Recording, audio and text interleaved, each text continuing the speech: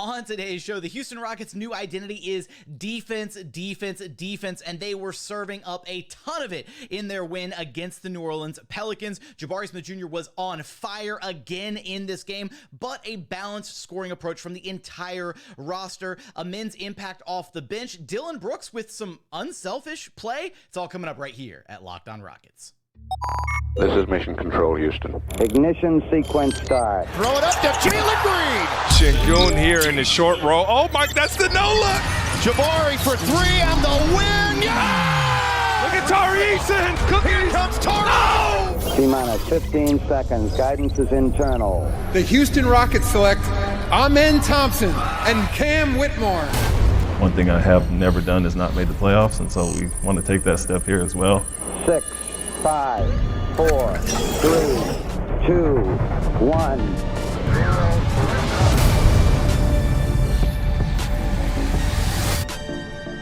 What's up, and welcome to another edition of Locked On Rockets, your daily podcast home for everything Houston Rockets basketball. As always, I'm your host, Jackson Gatlin, native Houstonian and credentialed media member. I'm also the host of Locked On NBA Mondays. Be sure to follow along on Twitter at JT Gatlin, and the show, of course, at Locked On Rockets, free and available wherever you listen to your podcasts, including YouTube.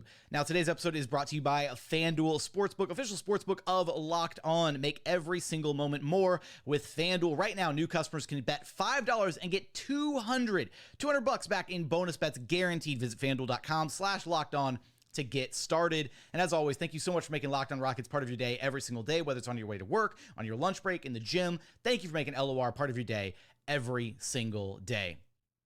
A really exciting Game 2 preseason win for your Houston Rockets, completely blowing out the New Orleans Pelicans 120-87.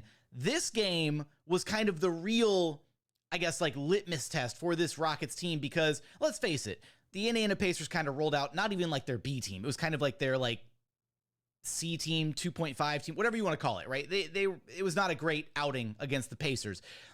The Pelicans rolled out their starters, their legitimate starters, right? Zion, Ingram, Herb Jones, Valanciunas, McCollum. That's their projected starting lineup for the year. And those guys all played legitimate minutes for the entire first half of this game. And the Rockets completely decimated them. And how did they do it?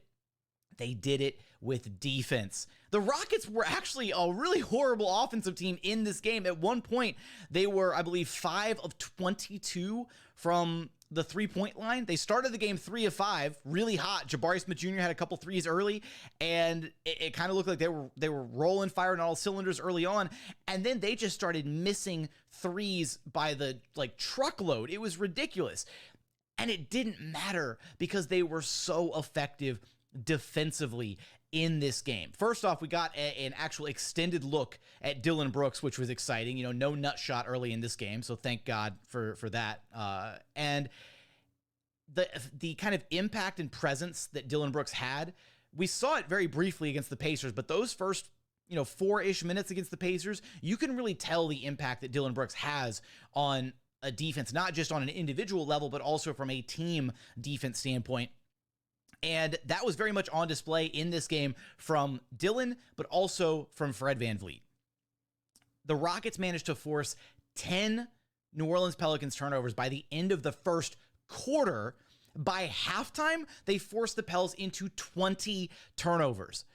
That is unheard of statistics when it comes to defense, because if you force 20 turnovers in one game, you're happy. Doing it in one half of basketball is almost unheard of. But the way that the Rockets were actually getting these turnovers is what really stood out. It wasn't just one guy doing all the work. It was great collective team defense to where you really saw the importance of what Fred and Dillon kind of bring to the table. And you also saw other moments from Jabari, from Tari, from Sengun. Guys really reading and being proactive defensively. They weren't just waiting for the offensive player to do something and then, throwing up their hands last second and, kind of doing a half-assed contest or anything like that. They were active in defending as a team. There were so many moments where Ingram or Zion would start to make their move and drive the ball inside, and then Fred would slip away from his man just a little bit and dig in at the basketball and get he'd get a finger on it or tap it, whatever, and somebody else would be able to recover it. And it's those moments, those team defense moments, where guys like Fred and Dillon, they understand, they've been a part of top tier, elite, top 10, top 5 NBA defenses, they understand how they can help their teammates be better. It doesn't always have to be a one-on-one battle between the offensive player and the defensive player. When you have your defenders out there who understand, hey, I can lean in here, I can help here, I can do a flash double here, I can hard double this guy, it works. There were moments where Jabari Smith Jr. was switched on to Jonas Valanciunas, and that's a mismatch nightmare for Jabari. He can't deal with Jonas.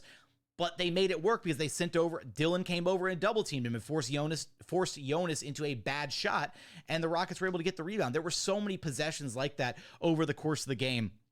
And while I do want to make sure that we give Fred VanVleet and Dillon Brooks their flowers for, again, the defensive mentality, the edge that they bring to this Rockets team, the other standout in this game, Alperen Sengun, who, let's face it, he kind of struggled offensively in this game. He had 12 points on 5 of 12 shooting, went 0 of 4 from the three-point line. Should have been 0 of 5 because there was one where he did his awkward pump fake at the three-point line and drove it in, and it resulted in, I believe, a turnover on that possession. He needs to be more aggressive when it comes to shooting the ball because defenses are going to give him that shot. He struggled a little bit offensively. He did finish the night with 6 boards, 4 assists, 4 steals, 1 block, and 4 turnovers. The 4 steals and the 1 block, though, that's what really stands out because we heard Coach Ime Udoka talking about this. A guy who is as gifted and high IQ as he is on the offensive side of the basketball should absolutely be able to be a difference maker defensively. And Ime even said at Rockets practice the other day that when he evaluates kind of how they defend pick and roll actions, how they defend with their bigs, he tells the guards and the wings on the team to pretend like the big doesn't even exist. He puts the onus on the guards and the forwards to defend the pick and roll like there isn't even a big man there to bail them out. And that takes so much pressure off of Alperen Sengun to where now it's not just him versus the world with no expectations placed on the perimeter players on this team, which is allowing him the chance to actually showcase that, hey, he's actually kind of a plus defender. All we needed Alp to be was a passable, neutral defender because of what we know he can provide on the offensive end. And yet, through 2 preseason games, he's actually been a plus defender. He's been good on that side of the basketball. And if he can continue to be good on that side of the ball, then the sky's the limit for him because we already know what he's capable of offensively. He's a passing fulcrum. He's an offensive phenom, eyes in the back of his head, however you want to describe it. But seeing him put in the work defensively and seeing the steps that this Rockets team has taken to really emphasize different structural points in their defense, right? Placing the onus, the emphasis on the guards and the forwards for them to be more locked in and engaged defensively is giving him some breathing room, right? It's allowing him the opportunity to use his processing speed, his quick hands, all of that to make plays defensively. There were a couple times where Jonas tried to post up Alp, and Valanciunas is a big boy, right? If he posts up Alp, he gets the ball down low, it's probably going to be an easy bucket. So rather than just letting the entry pass happen, Alp was being incredibly active. He wasn't exactly fronting him, but he was kind of shifted off to the side of Jonas to as soon as they tried to toss the entry pass in, Alp kind of slipped around Jonas and tipped the ball away. Twice it happened. So there are a lot of opportunities for Alp to really shine and flourish as a defender under head coach Ime Udoka and with this new system, with his new teammates. And you're seeing it kind of rub off on everybody. Jalen Green looked so much more locked in defensively and has looked locked in defensively through these first 2 preseason games. Jabari Smith Jr., who we know, has the ability to be a good defender, has been locked in on that side of the ball. This Rockets team is establishing a defensive identity, a defense-first identity, and I really think that there might be a chance. I know it's 2 preseason games. It might be a huge, scorching, hot take overreaction, but Ime Udoka talked about wanting to, make this a defensive team, and I think there's a world where maybe the Rockets actually crack a top 10 defense. I would be ecstatic with just top 15, upper half of the league would be a monumental increase from where this team has been to where they could be this season. But if they manage to crack a top 10 defense with a lot of the same players that were, floating around this organization for a couple years, it says a lot about how Ime Udoka was able to change things and change the expectations for these players and really get the most out of them on the defensive side of the basketball. So coming up, I want to shift gears, talk a little bit about the offensive production, especially from Jabari Smith Jr., how the Rockets are kind of approaching their offensive system this year, more of a balanced scoring approach with we're really not sure, I guess, at this point, who the number one option is, although I do think it's still Jalen Green, as well as Amen Thompson's impact, some unselfish play from Dillon Brooks, and so much more from this Rockets-Pelicans game. We're going to get there in just one moment. First, today's episode is brought to you by FanDuel. Snap into the action this NFL season with FanDuel, America's #1 sportsbook, because right now, new customers can get $200 in bonus bets back, guaranteed when you place just a $5 bet. That's $200 in bonus bets, win or lose, and all you have to put up is $5. If you've been thinking about joining FanDuel, there's no better time to get in on the action. The app is so easy to use. There's a wide range of betting options, including spreads, player props, over-unders, and so much more. Right now, you can take a look at the outright betting favorites for Super Bowl 58. The San Francisco 49ers leading the pack at plus 450. Got the Kansas City Chiefs right behind them. Taylor Swift's team, if I do say so myself, at plus 500. Philadelphia Eagles at plus 650. And then rounding out the top five, you have the Bills and the Dolphins at plus 1,000 apiece. So visit FanDuel.com/lockedon and kick off the NFL season. FanDuel, official partner of the NFL. And continuing on here at Locked On Rockets, your daily podcast home for everything Houston Rockets basketball. Let's go ahead and dive into our Locked On Rockets player of the game from this one, who is racking up the honors real early here. I know we're not going to count the preseason player of the game awards, but I didn't even have to put a poll out for this one. Jabari Smith Jr. was the best player on the floor for the Houston Rockets in this game against the Pelicans. He was on fire in this one, finished the game with 22 points on 9 of 13 shooting, 4 of 5 from three-point land. Didn't make any trips to the free throw line in this one, but he also had 9 rebounds, 2 assists, a steal, and no turnovers. Was a plus 14 in his 24 minutes played. Almost a point per minute for Jabari Smith Jr. And just seeing the leaps that Jabari has been able to take offensively, he looks like a completely different player now than he did a year ago, than he did even 6 months ago. At the end of the NBA season, there was hope that Jabari was going to be able to, get into some of the stuff that we thought he was going to kind of bring to the table as, an immediate impact player his rookie year, right? He was supposed to be able to spot up, knock down open shots, be a defensive force. Nobody was expecting him to have a handle. Nobody was expecting him to take guys off the dribble or anything his rookie season.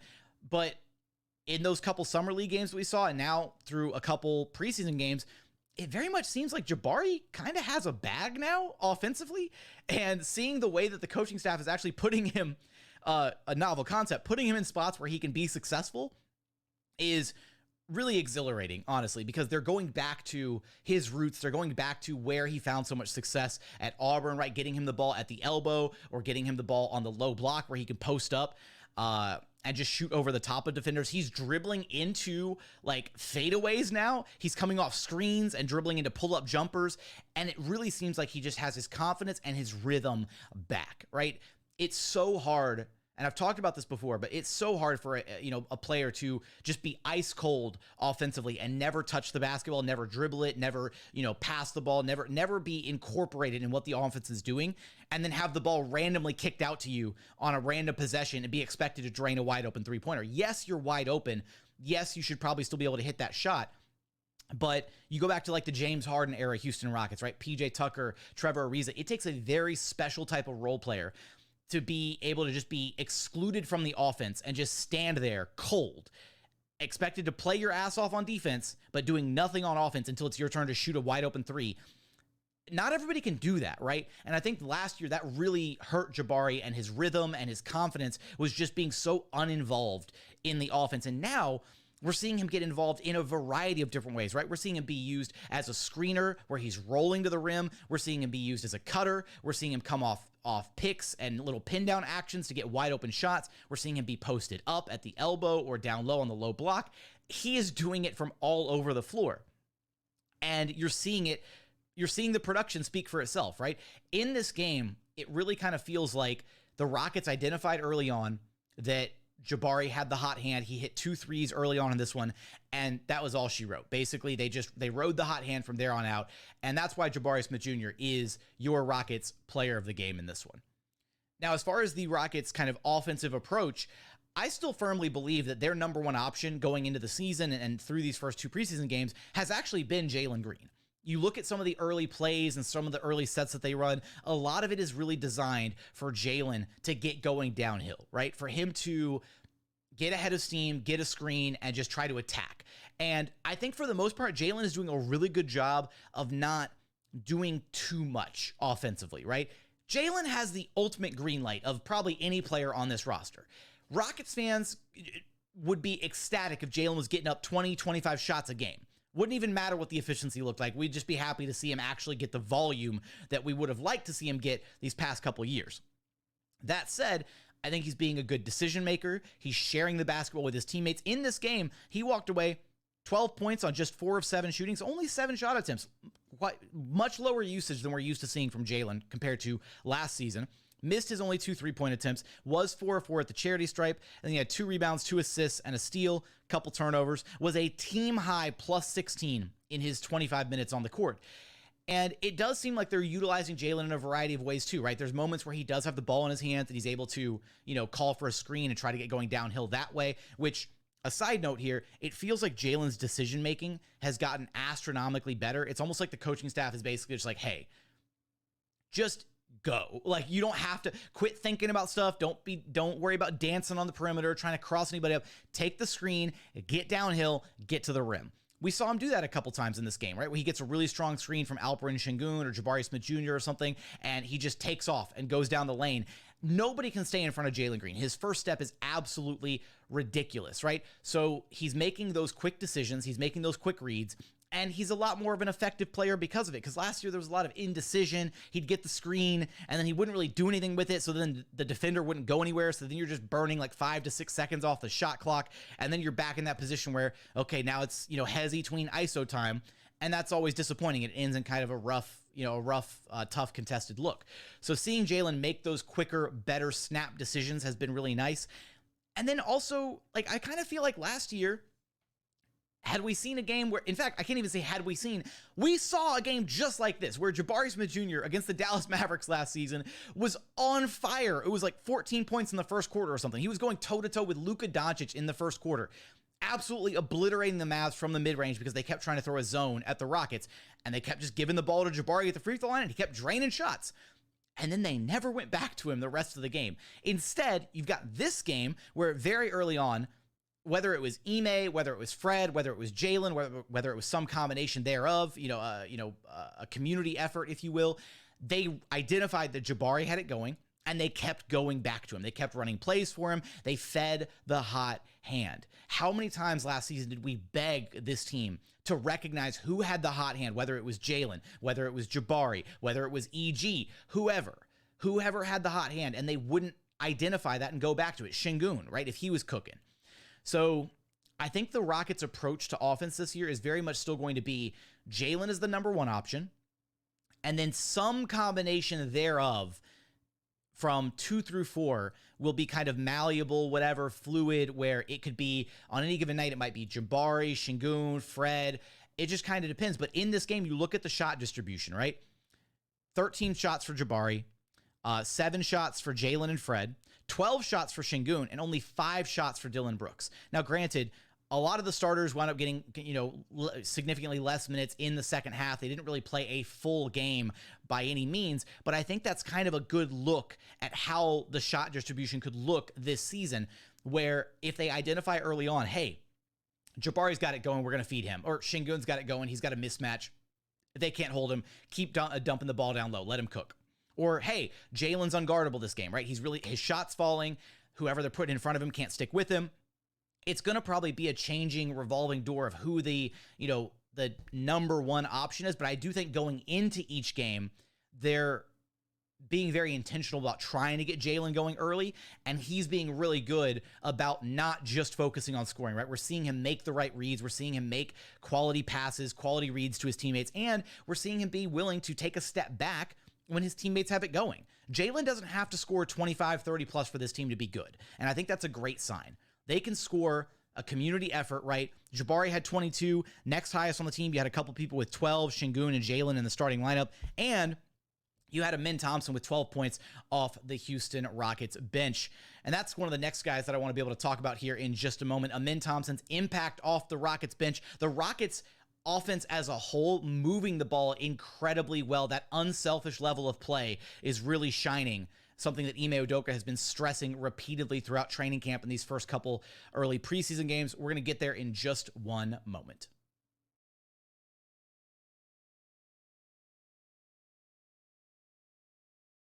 And final segment here at Locked On Rockets, your daily podcast, home for everything Houston Rockets basketball. Now, looking at this Rockets team, there was just, I do want to shift back to the defense for one quick second here, because there was a point early in the third quarter, I believe, where the Rockets starters were still in the game, and Sengun pulled for a three. I think it was Sengun, missed it. And the Pelicans, like all 5 players in the court, just kind of started like walking back towards offense, like, somebody else will get the rebound. And Dillon Brooks, all hustle all the time, was just like, oh, nobody's going to box out for this? Cool. Slipped in, grabbed the rebound off on the perimeter, and just fired up a three-pointer and drained it. And his only 3 of the game. And like the Pelicans' body language just looked horrible in this game. Being completely honest, like this was a game where the Pelicans came in as the favorites, right? They should have handled the Rockets easily in this game. The Pelicans are the team with previous playoff experience. They're the team that has had a roster that's been together. All these guys, star level players in Zion Williamson, Brandon Ingram, and they did not look it, right? The Pelicans, to me, are one of the teams out west this year that could be headed for a lot of dysfunction, and maybe, they blow up internally. We know there's a lot of questions about Zion, his future with the organization. Do Zion and Ingram fit together? All of it, right? So I think the Pels might be a team to kind of keep an eye on as far as some dysfunction a little bit later on this season. I know some people are like, oh, it's preseason, it doesn't matter.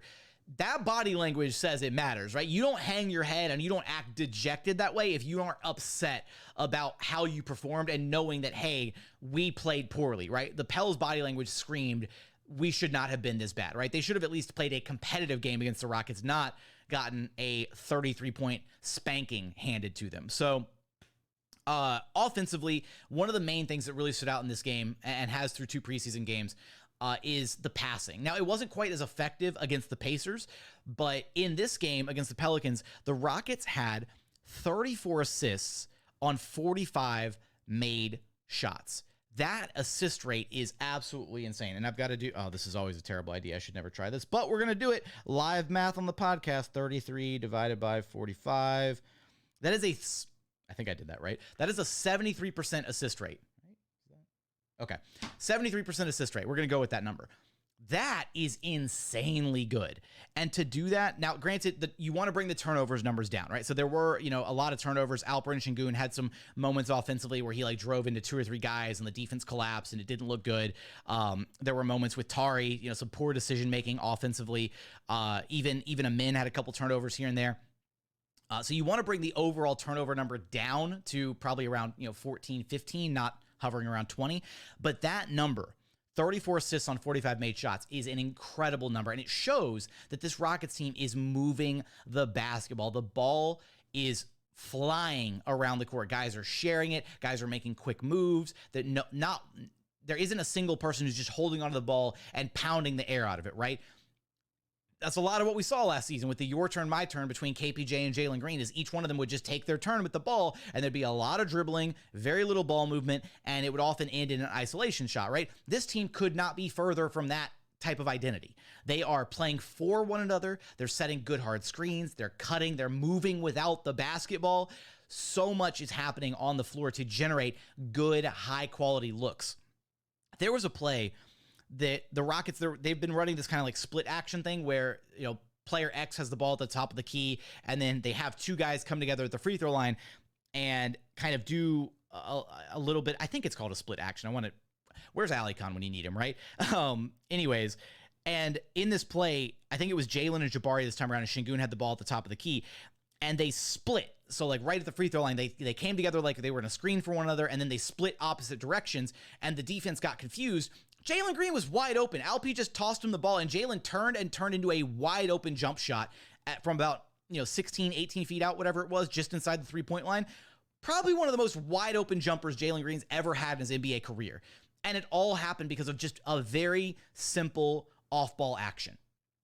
So seeing the steps that this Rockets offense has taken and their kind of balanced scoring approach across the roster has been really wonderful. And a big part of what the Rockets have been able to do through these couple games, and I think a big part of what they're going to be able to do this season, is actually Alperen Thompson and his impact off the Rockets bench. I don't want to call it necessarily a bounce back game because I don't think he played poorly in the first game. He just missed a lot of bunnies around the rim, right? So he was 1 of 9 in the first game. This game, a lot better. He had 12 points on 4 of 7 shooting, 1 of 3 from three-point land. So he did hit a three-pointer, which was incredibly exciting, but not as exciting as the baseline drive and jam that he had, where he just looks like an alien. People shouldn't be able to do that. He drove the baseline effortlessly, right? So defense closes out on him. They don't close out properly. Well, it was a bad closeout. So he darts down the baseline, dribbles up, defender rotates over. He elevates and does like a reverse, almost 360 jam on the other side of the rim. And he made it look like it was a walk in the park. Like it was no effort involved. That's the kind of freak athlete he is.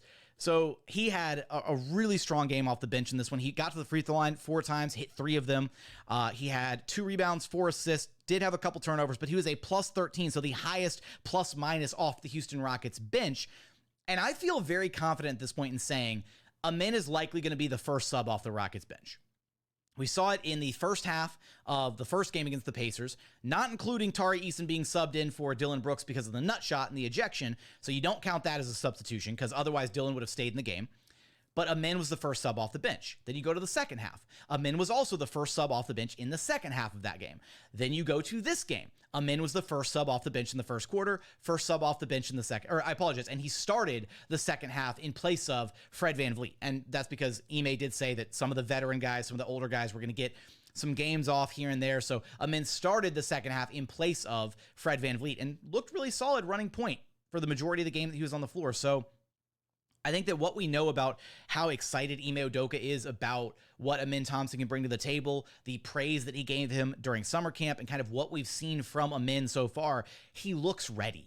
He looks confident. He looks in control. He looks like he understands how to make reads. And the funniest thing is just watching him make these reads that seem so simple, but at the same time are kind of impressive, right? So like near the end of the game in garbage time, he was playing with Boban Marjanovic, and Boban is an interesting like pick and roll partner because you just kind of toss the ball up above everybody else, and Boban, being, the human mountain that he is, can just grab it and keep it above everybody else. But Amen threw him a couple passes that were just very much on the money with the defense kind of swarming him, right? There was one where he drove the ball in, kind of did a pirouette in the lane and picked up his dribble and had 2 guys crowding him and was still able to, as soon as he identified where Boban was and where to put the ball, kind of jumped a little bit and just tossed a quick little bullet pass right to Boban. Easy bucket. Had another one where he drove it in, got the ball right over the top of the defense to Boban, and it's that height and that vision from Amen is going to be so wonderful to see play out over the season. And he's still, even though he comes in really, really polished and ready to be an impact player right out of the gate day one, he's only going to get better, guys. Like, he's already really, really good. And he hasn't even spent a chunk of the season yet learning from Jalen Green and his, and his trials and tribulations through his first 2 years. He hasn't spent a lot of time with Ime Udoka yet. He hasn't spent a ton of time getting the tutelage from Fred VanVleet. As he gets to spend more time with these guys and as the chemistry builds, I think we're going to see some absolutely insane passes and some, really next level playmaking from Amen Thompson. And he has been given the reins of that second unit. The second unit of the Rockets, the bench brigade, whatever you want to call them, that is Amen Thompson's lineup, right? He checks into the game. He runs the offense. And that's a lot of trust to put into a rookie from a new head coach, brand new head coach in a brand new situation with, goals of ideally making the playoffs or the play-in tournament down the line. A lot of trust being placed in Amen Thompson. Want to highlight a couple other guys here. Dillon Brooks, who, again, I mentioned it very early on, but having him out there, you just see the impact that he has defensively, right? And I really do feel like we're going to see the version of Dillon Brooks that excelled and was kind of the second best player for Team Canada, because he went through the entire first quarter, didn't take a single shot. Only took 5 shots the entire game. Went 2 of 5, 1 of 4 from 3. You'd like to see that number be a little bit better. You don't want to see Dillon Brooks shooting 25% from 3. I get that. But I will say that of all 5 of his shots, there was only 1 shot of his that I would classify, quantify, whatever, as a bad shot. And it was a really rushed three-pointer, like early in the shot clock. I want to say the Rockets got like an offensive tip back, like the ball got tipped back, so they reset the clock to 14 or something. And Dillon just kind of dribbled into it was kind of a longish three and just completely bricked it. And like, that's the bad shot, right? But his other 4 shots, nothing bad, honestly. And in fact, the 1-3 that he made, talked about it, right? The terrible box out, no defensive rebounding from the Pelicans. He hit that 3. He had another one where he just forced up a 3 at the tail end of a quarter, trying to get, a buzzer beater to go in. I almost don't even want to count that one against him, right? Because those shots are, kind of like Hail Mary shots anyways. So I'm cool saying that he really went 1 of 3 from 3-point land, 2 of 4 overall, had a couple rebounds, had 3 assists, did have a couple turnovers, but 2 of his assists really surprised me. There was one play where Tari Eason poke checked, got the ball. So defensively, Tari gets the poke check on a Pels player driving into the lane. Dillon Brooks recovers the ball, starts the break in transition, and Dillon has Tari starts the break, kicks it ahead to Dillon Brooks. That's what happened. And Dillon has like an open lane to just drive the ball in, dunk it, lay it up, whatever. Complete open fast break. Instead, he starts to drive it in, and he drops the ball back off for Tari Eason as like a reward, right? Hey, you got the steal, you get the bucket. And Tari turned it into an and one opportunity, in fact, because he went up and he took the contact from the defender and finished at the cup. So unselfish play number 1. And then there was another one where Dillon had the ball on the right wing and identified that the Pels defense was completely shifted over and there wasn't a man checking the corner, flipped the ball to the opposite corner. It was Jabari Smith Jr., I want to say, and Jabari drained a wide open 3-pointer from the opposite corner. A skip pass. Guys, I don't know how many years it's been since we've seen an effective skip pass from a player in a Rockets jersey, but if I were to have a bingo card, I can tell you that I definitely didn't think it was going to come from Dillon Brooks to be the first one this year. I would have said Fred VanVleet, or maybe Jalen Green added a skip pass to his game, but seeing Dillon Brooks sit there on the perimeter and identify, oh, hey, here's how the defense is shifted. Jabari's wide open in the other corner, boop, and just throw the pass over the top.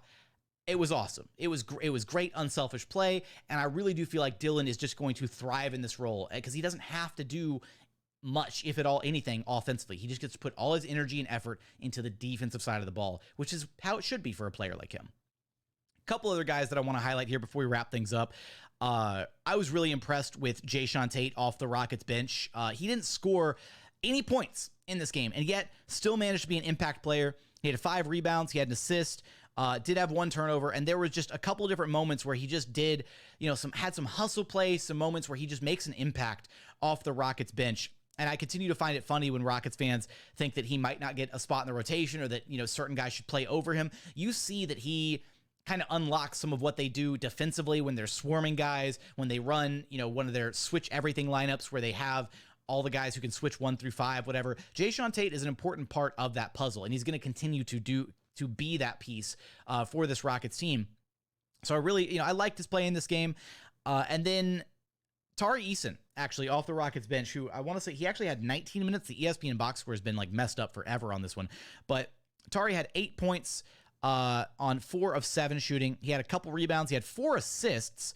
And then, actually, you know what? Maybe this is messed up because I thought he had steals, not assists. Oh, yeah, there we go. Sorry, ESPN box score's throwing me off. 4 rebounds, 1 assist, 3 steals in this game. Did have the 4 turnovers that I highlighted earlier. There's still some moments where you see Tari making some poor decisions offensively, but he is just a natural defender. There's things that he can do defensively that you can't even really teach. It's just like instinctual, the way that he is able to shoot the gap, the way that he's able to cover ground as a defender. So for Tari, you just got to kind of iron out some of those poor decisions that he makes offensively at times.